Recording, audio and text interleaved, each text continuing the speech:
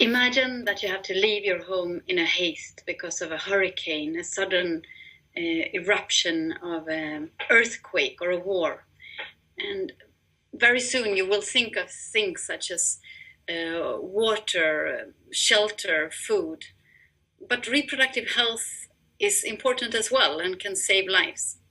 In particular, if you're pregnant, you will think of this, of course, and you may be very unlikely to find any medicines if you have complications, for example, or even access to skilled birth attendant may be impossible. In these situations, very simple items such as a soap, gloves, and a clean razor blade to cut the umbilical cord can save lives.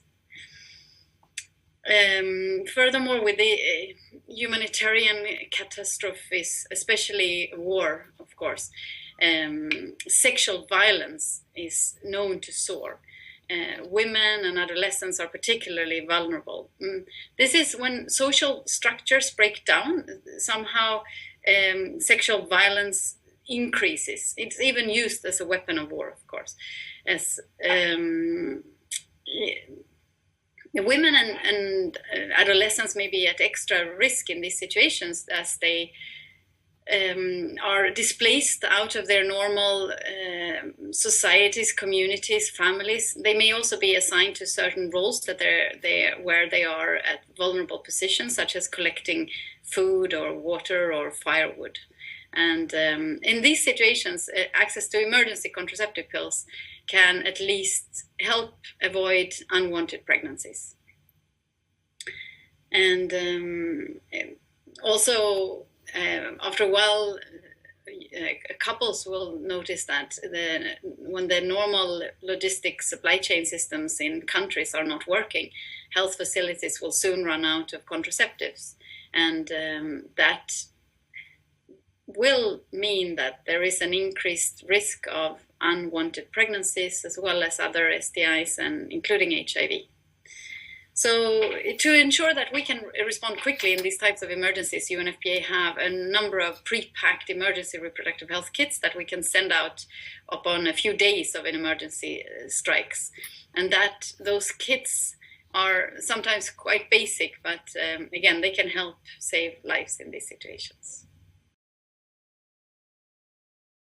How can we help increase access then to or use of contraceptives in humanitarian settings? And this is a very good question, but I think that at the broader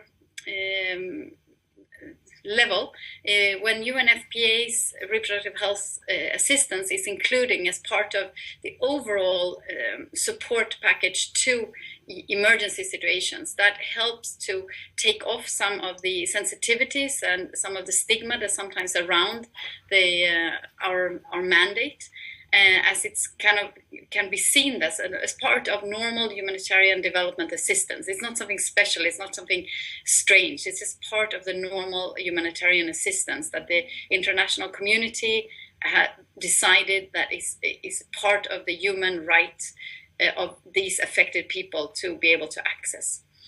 And particularly, for example, what we do sometimes also is to we hand out what we call dignity kits. So these are kits that contain soap, toothbrush, toothpaste, a comb, sanitary napkins, some very basic health hygiene items.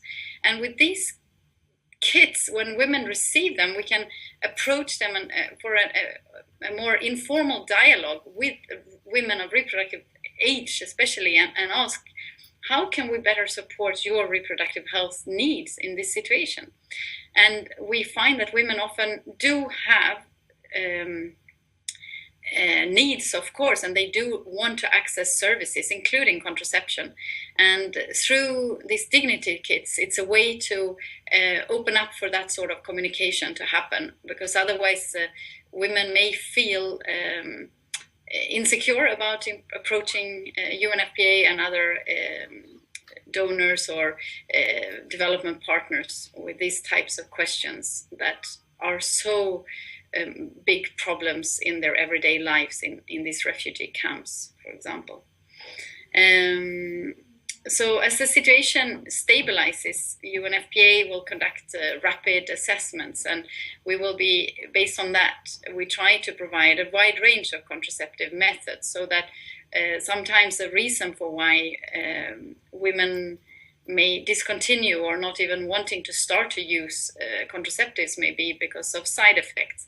And with a wider range of modern contraceptives, there is a greater likeliness that they will find a contraceptive that is suitable for them and which will not give many side effects. And so that in itself can also increase the use of contraception.